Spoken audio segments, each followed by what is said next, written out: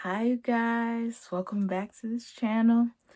I've got another poem for you guys today, and this one is about faith. So I was reading a bunch of Bible verses that are talking about just talking about faith. I'm not going to share the Bible verses first this time. One of them I actually wrote into the poem. So you'll hear it, and then we'll talk about all the things after I read the poem. So I'm going to go ahead and get started. Faith is confidence in what we hope for and assurance about what we do not see. Hebrews 11:1. But that is easier said than done. How do you remove doubt? How do you give complete trust and confidence to what you cannot see? A question so many face and struggles to apply. Trust and relationship is the bridge, but we think it's a drawbridge that gives access to the worthy instead of an open bridge, open to anyone. But no, you are worthy. Don't forget that. The word is your best friend, not your enemy. The light will help you see.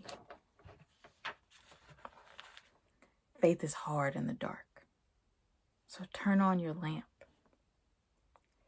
You have nothing to lose and everything to gain. So don't run from faith. Embrace it. That warm embrace is like nothing else. That's the end of that one. So yeah, that first Bible verse is Hebrews 11:1, which is faith is confidence in what we hope for and assurance about what we do not see. And I know that can be hard, especially in a world that we live in right now. Like, we're such visual people. Like, we gotta see it. We're such like go. Like, we gotta see it. We need to be able to know. And that's not how this walk works, you know? So I know that is hard to do.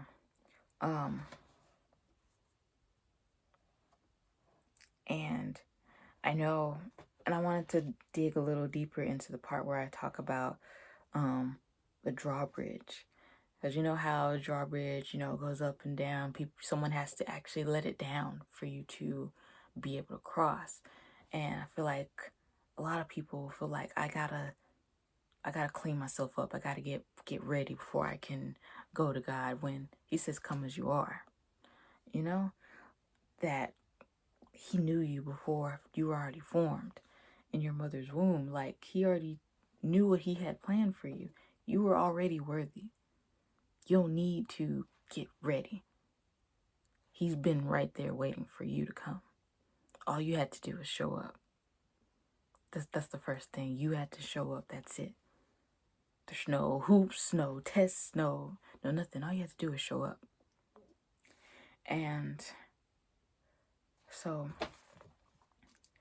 I feel like a lot of people struggle with that, especially a lot of people who've already been hurt in the church, or just heard stories, haven't even given themselves the opportunity to be hurt by the church, because the church has hurt so many people. But that's not God's intention. That's not God's church. People hurt people. You know what I mean? And so you can't let other people keep you from your blessings, from what God already has for you. So you have to remember that you are already worthy, and you have to have your own relationship with God. You can't depend on someone else's relationship through them. Like, it's you. And I know it's hard to believe in something you can't see, but if you're looking, you can see. You know how when you get a car, like once you have that car, like before you had that car, you never saw that car before, like just driving around. You never saw it. Like it was nowhere. You never saw it. Now that you have it, that's all you see. You see it all the time when you're driving. You see it everywhere. It's because your perspective has changed. So you're more aware of the car. So change your perspective. You'll see God because he's there. You're just not in the right mindset right now to see him. So change it. Spend time with him. We're looking for answers, but if we don't know him, how can we know when he's answering? How can we know his voice if we never take the time to get to know his voice, to listen to it? If we don't sit in his presence, if we don't read his word. That's why I said that the word is your best friend. Like, if you don't know the word, how can you know how to react in certain situations? Like, I remember for me in high school was hard. Like, I just felt so lost. And I felt like I didn't have anything. And like, I didn't know God's word. So I didn't have anything. I was alone. I wasn't truly alone, but I felt so alone because I didn't know what to do. Like, I felt like I was just thrown into high school like high school was the ocean. I was thrown in there with a bucket of chum, surrounded by sharks, and had I had stronger relationship with God, I feel like I would have handled things so much differently. But can't live in the past. You gotta keep moving forward. So that's why I wrote that the word is your best friend. You can't know how to respond to what life is throwing at you if you don't even know what God says about it. Because the answers are in there. You have to go find them. You have to come to him. But I think that is all for today and for that poem. But I had fun with y'all. I hope y'all enjoyed. And I can't wait to share another one with y'all. Bye.